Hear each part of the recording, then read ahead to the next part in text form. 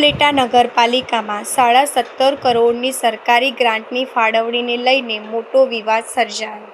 ખાસ સામાન્ય સભાના ઠરાવમાં વોર્ડ નંબર 9ને વિકાસ કામોના આયોજનમાંથી સંપૂર્ણ બાકાત રખાયાનો આક્ષેપ.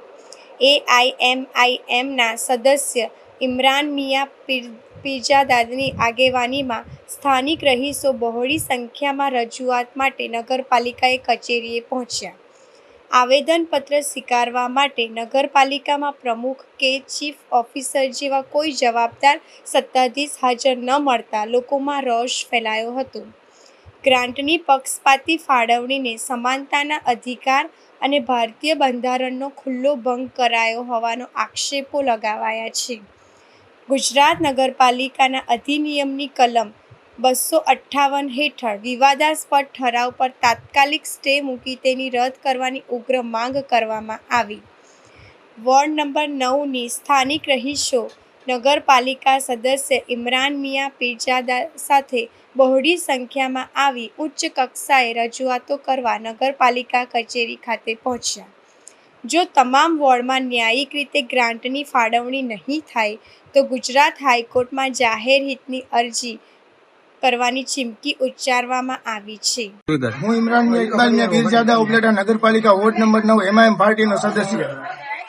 ઉપલેટા નગરપાલિકામાં જે જનરલ બોર્ડની મીટિંગમાં જે 17.5 કરોડની ગ્રાન્ટમાંથી વોર્ડ નંબર 9ને બાકાત કર્યો હતો તે બાબતે આજે વોર્ડ નંબર 9ના નાગરિકો 500 થી 600 લોકો નગરપાલિકાએ આવેદનપત્ર અને રજૂઆત કરવા માટે આવ્યા છે.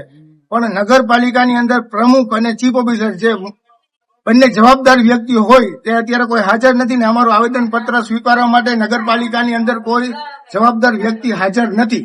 હવે આ 400 થી 500 લોકો આવ્યા છે જે રજૂઆત લઈને, તો અમારે આ રજૂઆત ને અમારી પીડા કેને કહેવા જવી?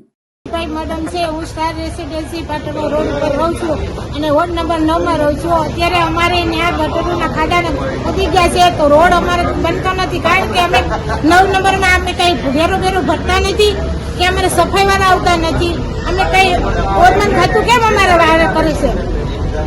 તમારી માંગ શું છે?